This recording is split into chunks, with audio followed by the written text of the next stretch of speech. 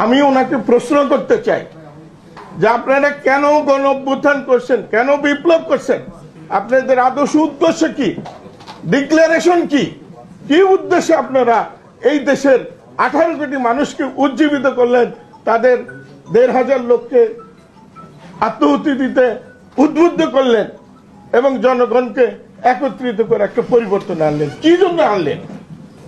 সেটা কি আপনার কোন লিখিত কোন লিপিবদ্ধ আছে কি না? যদি না থাকে অলিখিত কি আছে? এখন আপনাদের এই যে নেতা যারা, এদের মধ্যে কেউ ছাত্রলীগ ব্যাকগ্রাউন্ড, কেউ ছাত্র শিবির ব্যাকগ্রাউন্ড, কেউ ছাত্র দল ব্যাকগ্রাউন্ড, আপনি নিজের মুখেই বললেন যে নাস্তিক ব্যাকগ্রাউন্ডও আছে, খ্রিস্টান ব্যাকগ্রাউন্ডও আছে।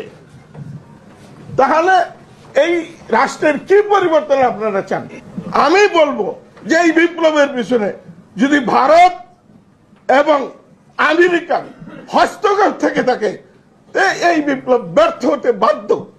আল্লাহ নিজেই এটাকে ব্যর্থ করে দিবেন। এই বিপ্লব সফল হওয়ার জন্য প্রয়োজন হলো আল্লাহর সাহায্য। এই আল্লাহর সাহায্য নেওয়ার জন্য একদল লোক আপনাদের নিয়োজিত করতে হবে। আপনাদের পিছনে আধ্যাত্মিক শক্তি লাগবে। এখানে 92% লোক মুসলমান, সেখানে আপনাদের সত্য এক হতে হবে।